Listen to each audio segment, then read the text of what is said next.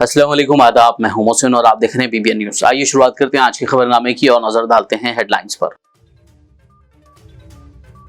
तेलंगाना में घर घर सर्वे के तहत तफसीलात के इंदराज के अमल का रियासती गवर्नर से हुआ आगाज।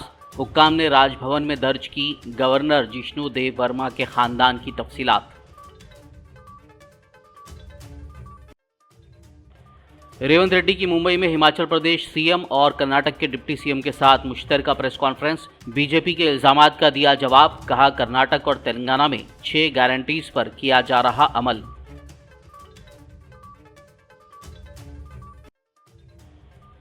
तेलंगाना में कांग्रेस दौरे हुकूमत के 1 साल मुकम्मल होने के मौके पर तकरीबात का इनेकाद। डिप्टी सीएम भट्टी विक्रमार्का ने 14 नवंबर से 9 दिसंबर तक तेलंगाना भर में बड़े पैमाने पर अवामी फतेह तकरीबात का किया ऐलान।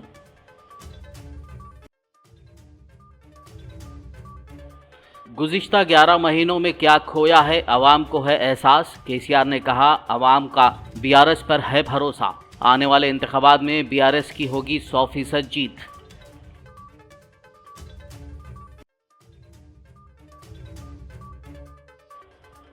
मजलिस के कौमी सदर असदुद्दीन ओवैसी की औरंगाबाद में इंतखाबी मुहिम। अवाम से मुलाकात करते हुए मजलिसी उम्मीदवार नासिर सिद्दीकी के हक में की वोट की अपील।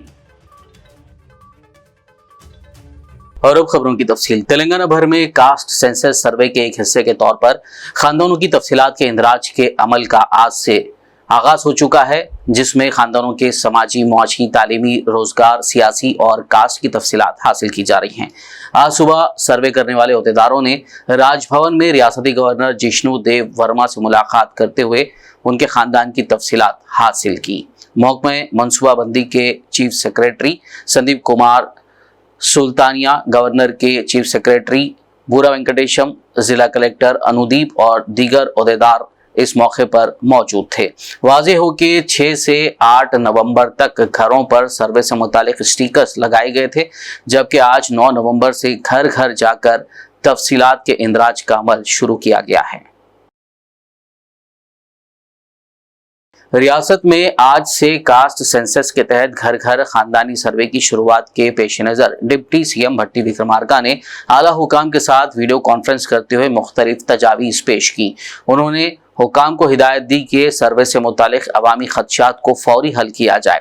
इस वीडियो कॉन्फ्रेंस में चीफ सेक्रेटरी शांति कुमारी और दीगर सीनियर अफसरान ने शिरकत की।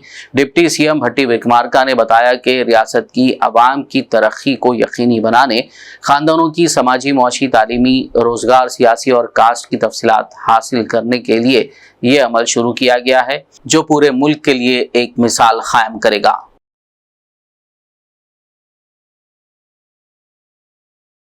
घर घर खानदानी सर्वे के एक हिस्से के तौर पर शुमार कुनिंदगान ने आज रियासती वजीर पूनम प्रभाकर के मकान वाक़ बंजारा हिल्स मिनिस्टर कॉलोनी में स्टिकर्स लगाए और खानदान की तफसीलात हासिल की। इस मौके पर वजीर पूनम प्रभाकर ने रियासत की आवाम पर जोर दिया कि वो रियासती हुकूमत की तरफ से कराए जा रहे घर घर सर्वे में मुकम्मल ताउन करें।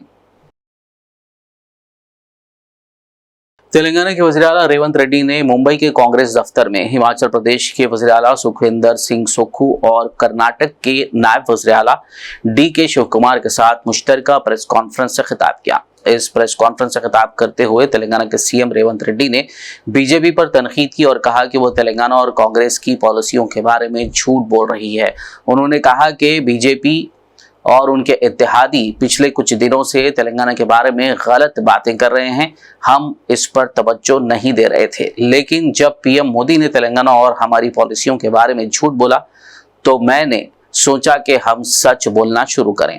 रेवंत रेड्डी ने दावा किया कि हिंदुस्तान में महाराष्ट्र वो रियासत है जहां सबसे ज्यादा किसान खुदकशी करते हैं। उन्होंने कहा कि किसानों के खिलाफ 3 काले कानून लाकर पीएम मोदी किसानों को अडानी और अंबानी के हाथ में छोड़ना चाहते हैं, जबकि तेलंगाना में कांग्रेस हुकूमत ने अपने किए हुए वादों को पूरा किया है और 6 गारंटीज पर अमल किया जा रहा है।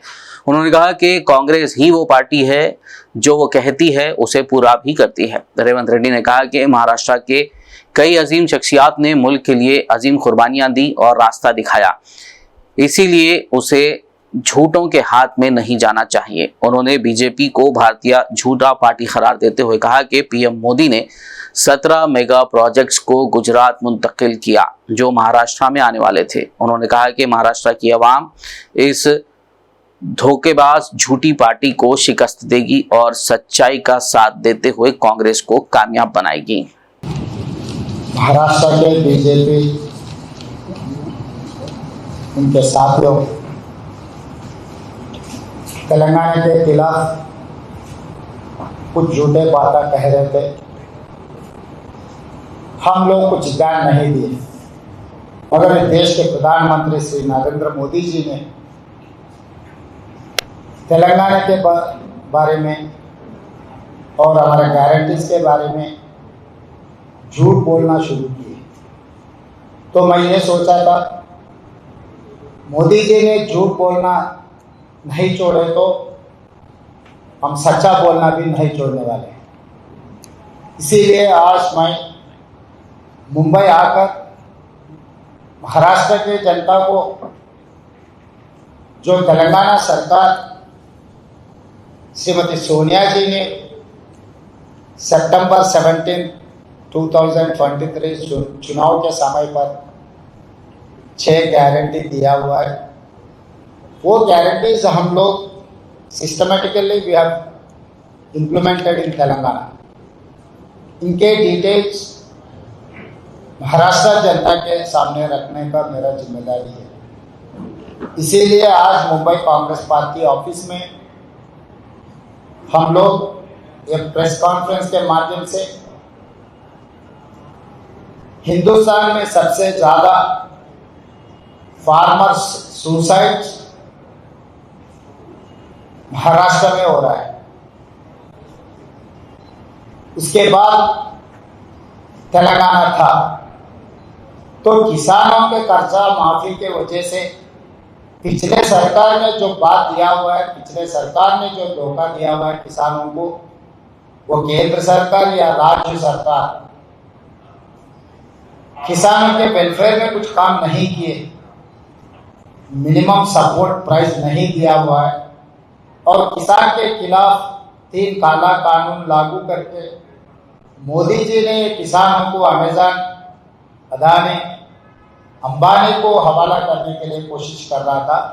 तो हम लोग ये सोचे, ये गारंटी दिए तेलंगाना जितने भी किसान लोग हैं 2 लाख कर्जा माफी करने वादा किया। 25 दिन में तेलंगाना के नायब वज़ीर आला भट्टी विक्रमार्का ने कांग्रेस हुकूमत के क़याम के 1 साला तकरीबात के इनेकाद से मुताल्लिक काबीना की ज़िली कमेटी के इजलास की सदारत की। आज हफ्ते को रियासती सेक्रेटेरिएट में मुनक़दा इजलास में वज़ीर पूनम प्रभाकर, रियासती हुकूमत के मुशीरों के Keshav Rao, V Narendra Reddy, chief secretary Shanti Kumari, रियासती साहित्य अकादमी के सदर अलेख्या और मुख्तलिफ महकमों के सेक्रेटरीज ने शिरकत की। इस मौके पर भट्टी विक्रमार्का ने ऐलान किया कि रियासत की अवामी हुकूमत के क़याम के 1 साल के मुकम्मल होने के मौके पर इस महीने की 14 तारीख से 9 दिसंबर तक तेलंगाना भर में बड़े पैमाने पर अवामी फतह की तकरीबात का इनेकाद किया जाएगा।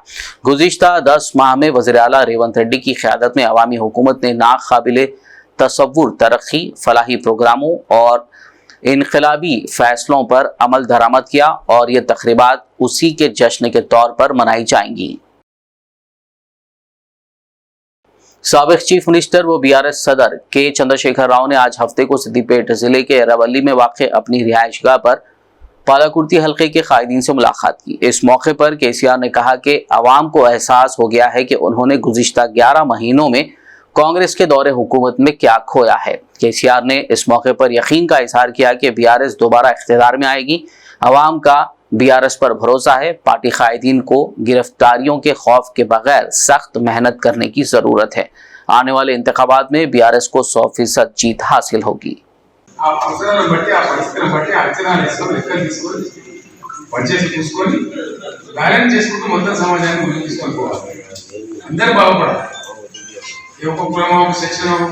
పరిశ్రమలో పాల్పడు కాదు కదా, అందరు పరిశ్రమలు ఎట్లా వాళ్ళు పలుకొని ఎట్లా సంపాదించారు 6 మంత్లు కాబట్టి వాళ్ళతో మనకు పంచాయతీ లేదు. ఎవరైతే నాదాన్ని ఎవరైతే బలహీన ఎవరైతే ఇబ్బందులలో ఉన్నారో ఎవరు బతకలేని పరిస్థితుల్లో ఉండరు, వాళ్ళని కూడా బతికించుకొని ముందు తీసుకుపోతే నేను గొప్పతనం. అదే పని మనం చేసినాం. ఏం కోల్పోయారో ప్రజలకు తెలిసిపోయింది. మనం ఏం హైరాణ అయిపోతుంది, పరిశ్రమ కావాల్సిన అవసరం లేదు. ఏమైనా చూస్తుందో ఏడాది గడిచేపారు 11 నెలలు కదా ఇప్పుడు అయిపోయి ఇంకేముంది.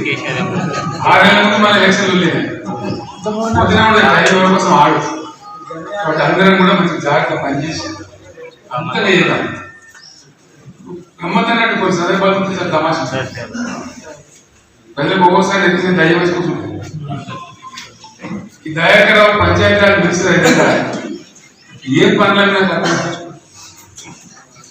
ग्राम पंचायत रोड साबिक वजीर हरीश राव ने रेवंत रेड्डी पर तनकीद करते हुए कहा कि रेवंत रेड्डी हुकूमत की धोखाधड़ी, नाइंसाफियों और करप्शन के खिलाफ सवाल उठाने वाले केटीआर के खिलाफ गैर कानूनी केस की साजिश की जा रही है।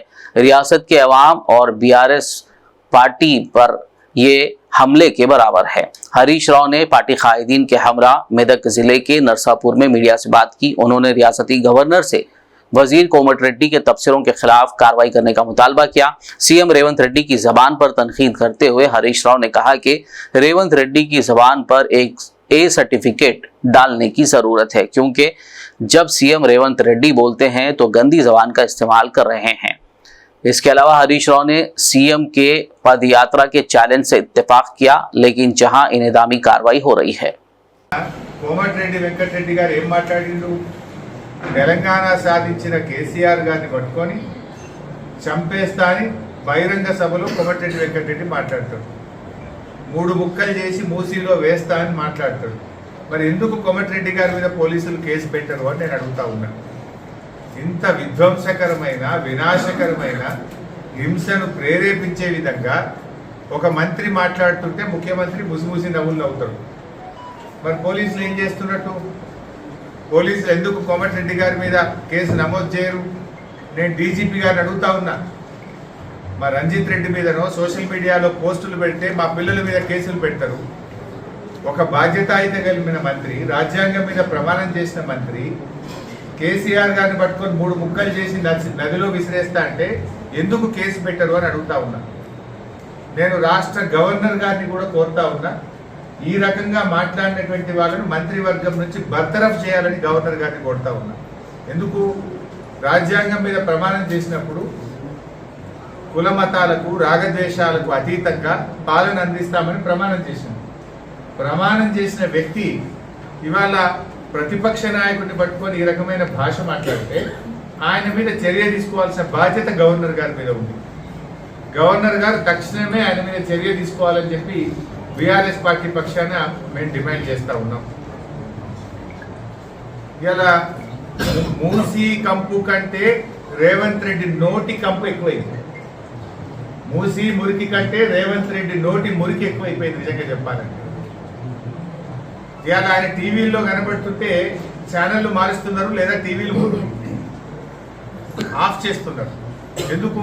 ఇది మేమే కాదు, ప్రజలు, ముఖ్యంగా కాంగ్రెస్ పార్టీ నాయకులు కూడా మా పిల్లల మీద ఈ ప్రభావం ఏడబడుతుందో, ఈ రేవంత్ రెడ్డి మాటలు వింటే మా పిల్లలు ఏడ జడిపోతారో అని కాంగ్రెస్ పార్టీ నాయకులు కూడా టీవీలు ఆఫ్ చేసే పరిస్థితి వచ్చింది. ఒక ముఖ్యమంత్రి మాట్లాడే మాట అంత విధ్వంసకరమైన భాష మాట్లాడచ్చా? మనము సినిమాల్లో చూస్తాం, ఇది సెన్సార్ బోర్డు ఉంటుంది సినిమాల్లో. ఏదైనా సినిమా 18 ఏళ్ళ లోపు పిల్లలు చూడొద్దంటే దానికి ఏ సర్టిఫికేట్ అని ఇస్తారు, అది కూడా వేస్తారు. ఇది ఏ సర్టిఫికేట్ ఇవ్వడం జరిగింది, ఇది 18 ఏళ్ళ లోపు పిల్లలు చూడొద్దు అని పెడతారు. బహుశా రేవంత్ రెడ్డి కూడా ఏ సర్టిఫికేట్ ఇవ్వాలి? రాజకీయ నాయకుల భాషను కూడా ఒక బోర్డు పెట్టాల్సిన అవసరం వస్తుంది రాష్ట్రంలో. రాజకీయ నాయకులు మాట్లాడే విధ్వంసకరమైన భాష, ఈ రకమైన భాష చిన్నపిల్లలు చూడొద్దు అని సర్టిఫికేట్ ఇవ్వాల్సిన అవసరం కనబడుతుంది నాకైతే. అంత దుర్మార్గంగా నిస్సిగ్గుగా ముఖ్యమంత్రి గారు మాట్లాడుతుంది. ఇంత బజారు భాష మాట్లాడే ముఖ్యమంత్రి బహుశా భారతదేశంలో ఎవరు ఉండరు. खबरनामे में फिलहाल लेंगे एक ब्रेक, मुलाकात होगी इस छोटे से ब्रेक के बाद।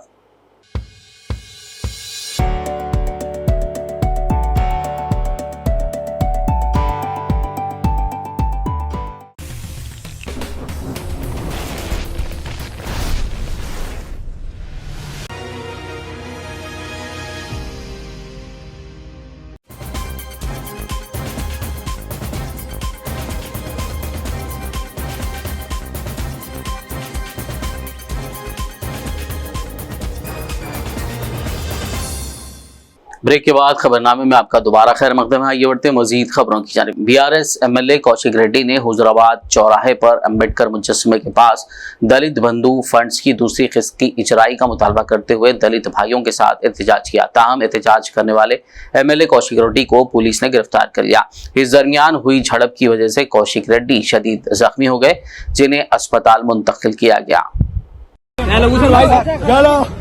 దళితుల కోసము దళిత బంధు రెండో విడత ఇవ్వాలని కొట్లాడుతుంటే ఇలా పోలీసులను అడ్డం పెట్టి రేవంత్ రెడ్డి గారు ఎమ్మెల్యే అని చూడకుండా కూడా దళితుల పక్షాన పోరాడుతుంటే మా బట్టలు చింపి మమ్మల్ని ఇక్కడ ఉన్న పోలీసులు దారుణంగా దళితులని మహిళలని కూడా చూడకుండా వాళ్ళ చీరలు గుంజి వాళ్ళని ఇబ్బంది పెడుతూ ఇవాళ మీరు లైవ్ గా చూడొచ్చు పోలీసు ఎట్లా పట్టుకొని గుంజుకోబోతుందో। ఇలా చూడండి ఇంతమంది పోలీసులు ఏ విధంగా గుంజుతున్నారో ఒకసారి చూడొచ్చు। ఇది చాలా అన్యాయం। దళిత బంధు ఇవ్వద్దా ఇదే విధంగా ఇదేమన్నా మన తెలంగాణ తెచ్చుకుంది ఎందుకేనా? మన తెలంగాణ చూడండి షర్ట్ ఎట్లా చెప్పిరో చూడండి, షర్ట్ ఎట్లా చెప్పిరో చూడండి।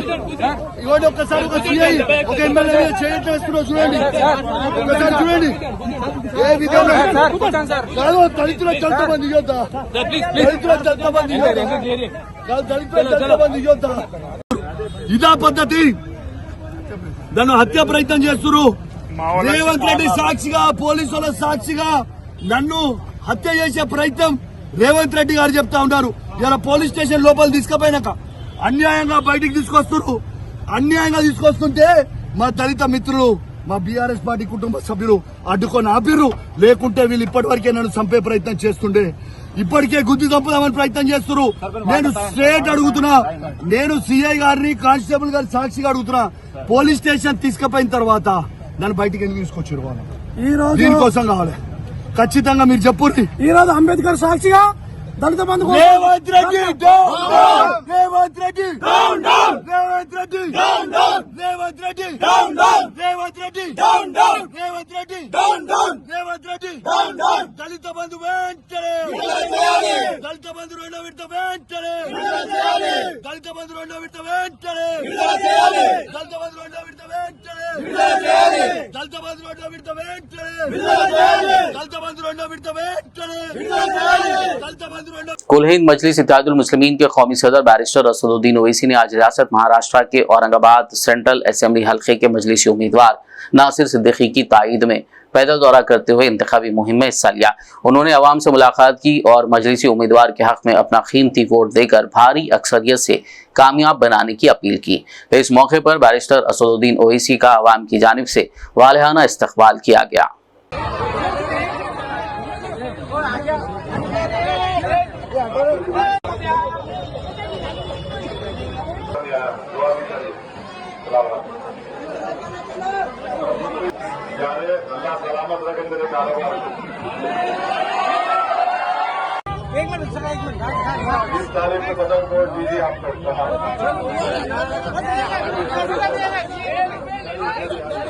जेएचएमसी की जानिब से आज हफ्ते को शास्त्रीपुरम में गैर मजाज तजावुजात के खिलाफ इंहदामी कार्रवाई की गई।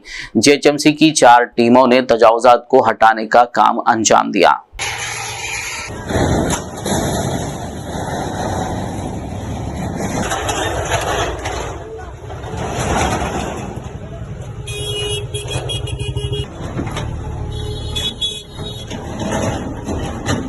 यूनाइटेड मुस्लिम फेडरेशन के सदर मौलाना सूफी खैरुद्दीन कादरी और मेंबरान ने आज हज हाउस से मुत्तसिल गार्डन वक्फ मॉल की इमारत का दौरा किया। इस मौके पर उन्होंने इस इमारत के ग्राउंड फ्लोर को एक सप्लाइंग कंपनी के गोदाम के तौर पर इस्तेमाल करने पर नाराजगी जताई।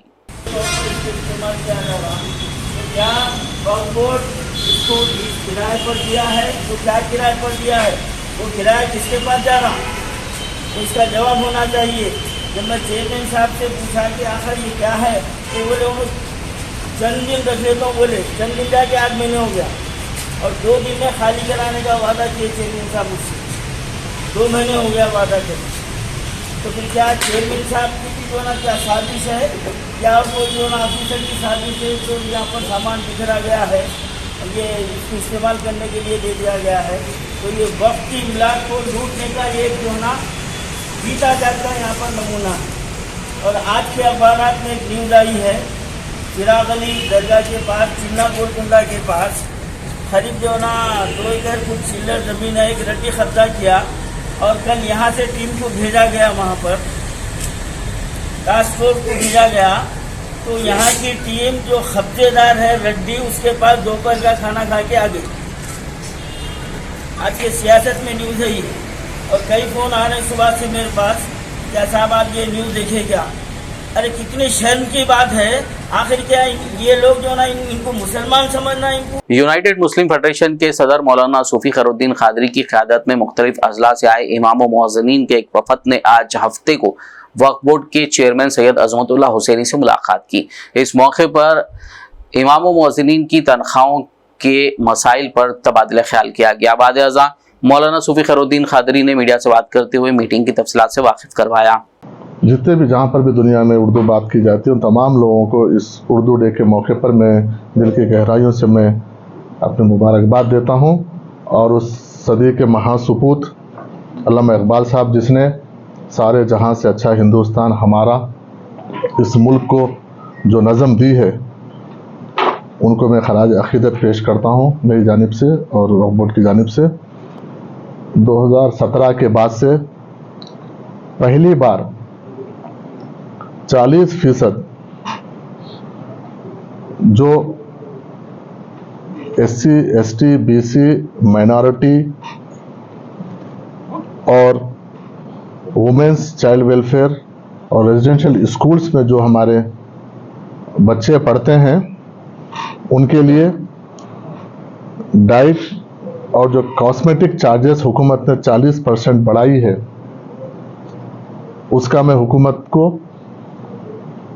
हम सब के जानिब से, क्योंकि एक तारीख़ी फ़ैसला है जो 40% जिसमें हज़ारों ख़ासतौर पर रेजिडेंशियल स्कूल्स में जो हमारे बच्चे पढ़ रहे हैं, चाहे टेमरीज हो किसी और इदारे में हो, जो हमारे बच्चे पढ़ रहे हैं उनको डाइट और कॉस्मेटिक चार्जेस जो तकरीबन 40% इस पे बढ़ाया गया है। जैसा आप देखिए कि ये डाइट चार्जेस 3rd क्लास से 7th क्लास 2017 में 950 रुपये था, अभी 1330 रुपये हुआ है। और 8वीं क्लास से 10वीं जमात तक के बच्चों के लिए जो 1100 रुपये था, अब वो 1540 अवार्ड्स उस तकरीब में दिया जाएगा, जिसमें डिप्टी CM साहब और तमाम अवामी नुमाइंदे जो शहर से ताल्लुक़ रखने वाले हैं, तमाम अवामी नुमाइंदे उसमें शिरकत करेंगे। अब तमाम लोगों से गुजारिश है कि 11 तारीख को 11:30 बजे रविंद्र भारती में आप लोग शिरकत कीजिए। और हुकूमत के जानिब से तमाम अजला में कलेक्टर्स को भी एक सर्कुलर जारी किया गया है कि आप नेशनल एजुकेशन डे के साथ साथ Telangana minority private recognise school association शाख आदिलाबाद की जानिब से आज हफ्ते को आलमी यौम उर्दू का इनेकाद किया गया। इस मौके पर तंजीम के जिला सदर अमीरुद्दीन ने अपने खिताब में आलमी यौम उर्दू प्रोग्राम के इनेकाद के मकसद और आने वाली नस्ल के लिए उर्दू ज़बान की अहमियत और इफादियत पर रोशनी डाली। इस प्रोग्राम के अख्ताम पर उर्दू के मैदान में खिदमात अंजाम देने वाले school correspondents, senior teachers, Urdu सहाफ़ी बरादरान को तहनीत पेश की गई। इस मौके पर यूनियन के जिम्मेदारान, उर्दू और अंग्रेजी मीडियम स्कूल्स के मुंतज़िमीन के अलावा तलबा और तालिबात की कसीर तादाद मौजूद थी। जिन्होंने उर्दू को आदिलाबाद में परवान चढ़ाया है, इन तमाम ऐसे मेहनत करने वालों को दिल से सलाम, और अल्लाह इनको सेहत आफताब रखे और हमेशा आबाद रखे। और तमाम जितने भी लोग आज जो टीचर्स और हमारे पुराने करस्पॉन्डेंट्स, प्रेसिडेंट जनाब आमिरुद्दीन साहब के आवाज़ पर और हमारे एसोसिएशन के आवाज़ पर जितने लोग यहाँ पर जमा हुए, उन हम सब का तहे दिल से हम शुक्रिया अदा करते हैं। और साथ ही साथ हमारे स्टूडेंट्स भी जो जमा हुए हैं और जिन्होंने कोशिशें की और जिन्होंने यहाँ पर स्टेज पर आकर अपने परफॉर्मेंसेस दिए, उन तमाम स्टूडेंट्स का भी शुक्र अदा करते हैं। और साथ ही साथ आज जो उर्दू डे मनाया जा रहा है, तमाम बातें आ चुकी है अल्हम्दुलिल्लाह। तमाम स्टूडेंट्स और तमाम यहाँ पर जितने भी डिग्निफाइड इंटेलेक्चुअल थे, अपने अपनी बातों का इजहार किया और माशाल्लाह काफ़ी नॉलेज मिला तमाम के बातों से। तो उर्दू का आज जो डे हम लोग मना रहे हैं वो इस वजह से मना रहे हैं कि अल्लामा इकबाल, डॉक्टर अल्लामा इकबाल कहा जाता है उनको, उन्होंने उनके राइटिंग्स के जरिए से उर्दू को इतना आम किया, कोई मजहबी नहीं बल्कि सारी दुनिया में उर्दू बोली जाने लगी। तो हम लोगों का भी ये फर्ज है कि हम लोग उर्दू को सीखे, पढ़े। दुनिया चाहे लाख कोशिशें कर ले उर्दू को रोकने की, हम लोग अगर चाहे तो हम खुद ही से बुक्स खरीद करके, इंटरनेट हमारे पास अवेलेबल है, हम इंटरनेट का इस्तेमाल करके उर्दू सीखेंगे, बोलेंगे और सिखाएंगे इंशाअल्लाह। के जो गोल्स होते हैं उसको हासिल करने के लिए दो खास मेथड, उसका पहला मेथड है वेल प्लान टीम एफर्ट। इसमें एक गोल सेट हो, उसका मुकम्मल रोड मैप मौजूद हो, उसके लिए सारे लोग कंट्रीब्यूशन करें, उसमें हर एक की हिस्सेदारी हो।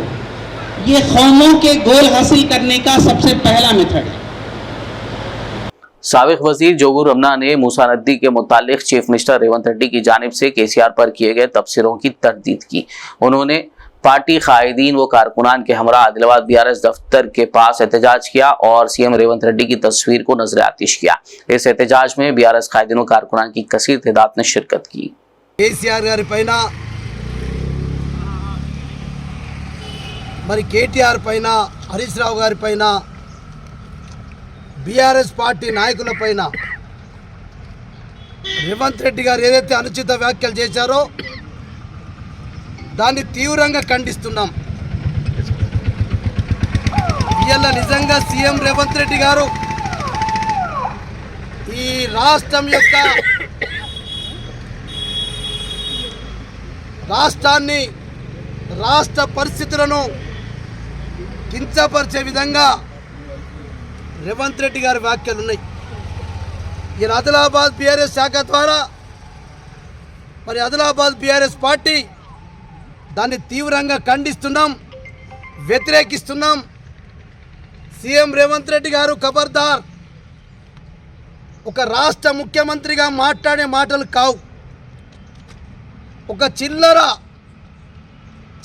మల్లర 420 ఉన్నటువంటి వ్యక్తులు మాట్లాడేటటువంటి మాటలు మాట్లాడుతున్నారు। అందుకే నేను 420 రేవంత్ రెడ్డి అని చెప్పి, 420 హామీలు ఇచ్చినటువంటి రేవంత్ రెడ్డి అని చెప్పి మేము మాట్లాడవలసి వస్తూ ఉంది। ఒక రాష్ట్ర ముఖ్యమంత్రిగా గౌరవించేటువంటి పరిస్థితి లేకుండా మీరే చేసుకుంటున్నారు। ఏం మాట్లాడిన మనం మూసీ నదిలో కేసీఆర్ గారికట బండ కట్టి మూసీ నదిలో పడేయండి, ముక్కలు నరకండి। అటువంటి రేవంత్ రెడ్డి సీఎం గారు ఒక ప్రజా మీటింగ్లో చెప్పిండంటే అంటే ప్రజలను ఒక రకంగా హింసను ప్రేరేపించడం, హింసను ప్రోత్సహించడం, ఈ రకంగా హింసను ప్రోత్సహించి ప్రజలను రెచ్చగొడితే ఒక ముఖ్యమంత్రిగా చేసినటువంటి 10 సంవత్సరాలు ఒక బ్రాండ్ ఇమేజ్గా హైదరాబాద్ ముఖ్యమంత్రి అంటే, తెలంగాణ ముఖ్యమంత్రి అంటే కేసీఆర్ అంటే తెలంగాణ అనేటువంటి ముద్ర తెచ్చుకున్నాడు భారతదేశంలో।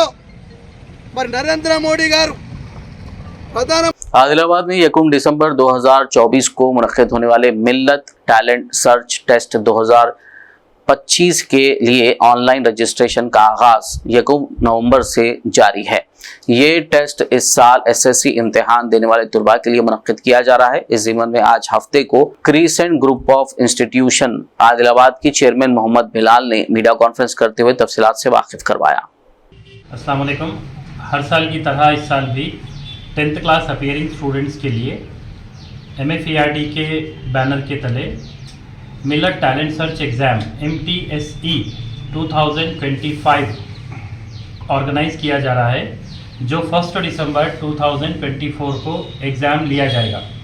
ये एग्ज़ाम इस साल जो बच्चे 10th क्लास अपीयर हो रहे हैं, girls and boys, all mediums के, इंग्लिश, तेलुगु, उर्दू, हिंदी, मराठी सब मीडियम के बच्चे ये एग्ज़ाम अपीयर कर सकते हैं। एग्ज़ाम के अपीयरेंस के लिए बच्चों को MFERD.org की वेबसाइट पर एप्लीकेशन फॉर्म अप्लाई करना पड़ेगा। ये एग्ज़ाम 1 दिसंबर 2024 को सारे इंडिया के तकरीबन 200 सेंटर्स में मुनाफिद किया जाएगा। ये एग्ज़ाम में टॉप करने वाले स्टूडेंट्स को सेकंड राउंड के लिए क्वालिफाई किया जाएगा और वो बच्चों को इंटरव्यू के बेस पर 100% स्कॉलरशिप के बेस पर intermediate first year second year के साथ में नीट, आईआईटी, क्लैट, डिफेंस की सर्विसेज के साथ साथ यूपीएससी के लिए बच्चों को सेलेक्ट किया जाएगा। सारे इंडिया से जो बच्चे एग्ज़ाम अपीयर कर रहे हैं वो बच्चों के लिए खुशखबरी है कि उन पर तकरीबन 8 करोड़ तक की स्कॉलरशिप इस MTSC 2025 के ज़रिए से बच्चों को दी जाएगी। ये स्कॉलरशिप उनकी फ़ीस की शक्ल में रहेंगी और बच्चों को रेसिडेंशियल और नॉन रेसिडेंशियल ये दोनों कॉलेजेस में एक एडमिशन के लिए फ्री एंट्री दी जाएगी। आखिर में एक नज़र हेडलाइंस पर। तेलंगाना में घर घर सर्वे के तहत तफसीलात के इंदराज के अमल का रियासती गवर्नर से हुआ आगाज। हुक्काम ने राजभवन में दर्ज की गवर्नर जिष्णु देव वर्मा के खानदान की तफसीलात। रेवंत रेड्डी की मुंबई में हिमाचल प्रदेश सीएम और कर्नाटक के डिप्टी सीएम के साथ मुश्तरका प्रेस कॉन्फ्रेंस। बीजेपी के इल्जामात का दिया जवाब, कहा कर्नाटक और तेलंगाना में 6 गारंटीज पर किया जा रहा अमल।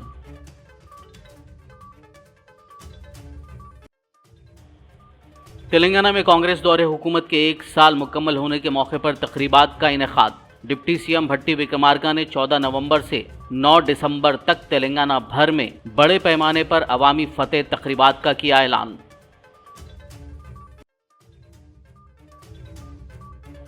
गुज़िश्ता 11 महीनों में क्या खोया है, अवाम को है एहसास। केसीआर ने कहा, अवाम का बीआरएस पर है भरोसा। आने वाले इंतखाबात में बीआरएस की होगी 100% जीत।